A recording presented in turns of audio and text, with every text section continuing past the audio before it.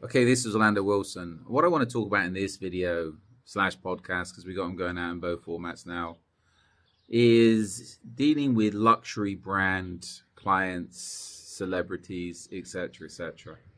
And this is a whole side of the market, which the security business in general, security market, which even though it smells of money, smells of glamour, generally you're not going to get paid that much. And again, I was discussing this with somebody recently. They're on about going after top-end clients, etc. A lot of the luxury brands, be it luxury hotels, luxury retailers, etc., hoping that will give them a footstep into getting celebrity clients, money clients. Well, the issue is a lot of, especially the luxury retailers and luxury hotels, from my experience, from my knowledge, and things could be different where in some places, a lot of times they don't pay much money. They're not willing to pay that much money for security, close protection services, event services. Why? Because they have people lined up just wanting to work for them. And I know people, and this comes down to when I was in South Florida, one of my guys wanted me to branch out into more regular security, uniform security, condo security, etc. And we took a look at the prices, and the prices for me, it was just unrealistic prices. You got people going in for contracts, wanting to bill clients $13 an hour. So you're paying minimum wage. You get minimum wage, you get minimum wage, maximum problems. But again, a lot of people, especially when you're dealing with high-end condos, luxury brands, luxury hotels, are going to go in at a very low price just to get the contract. If they break even on the contract, they don't worry. I'm still not talking profit, I'm talking breaking even. Why? Because they think they can use that in their portfolio to say, okay, because we have a luxury brand retail shop or a luxury hotel, 5-star hotel, that will draw them in other business. So they use it as part of their marketing.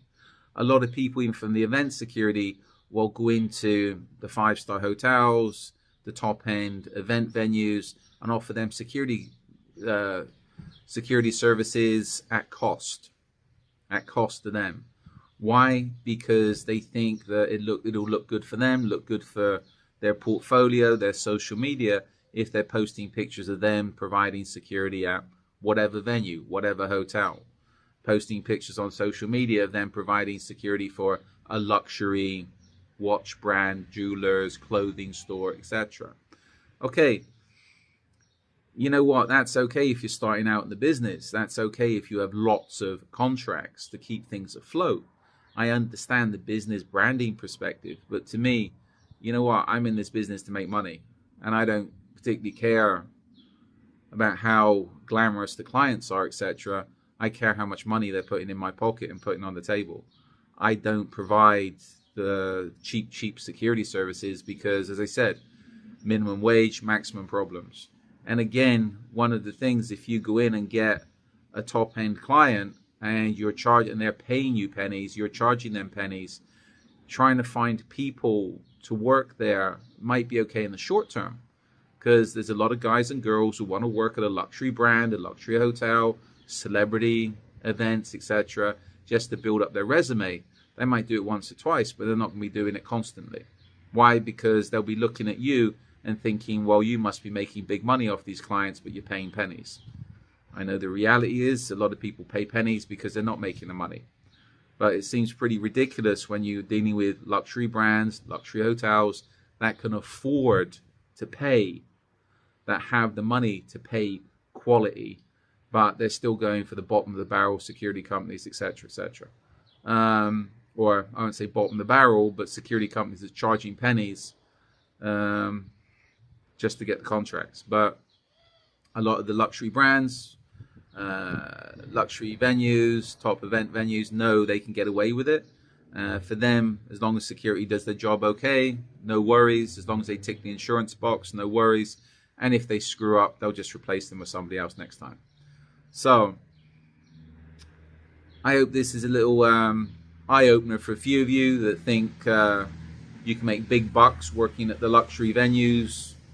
And this even goes over into celebrity protection. There's a lot of companies, there's a few companies that pop to mind I know of that were going after and got some celebrity clients that were charging absolute pennies. I know one guy that told me he wasn't so much of a celebrity, but is a little bit of an influencer out of South Florida, and he was paying $15 an hour for bodyguards.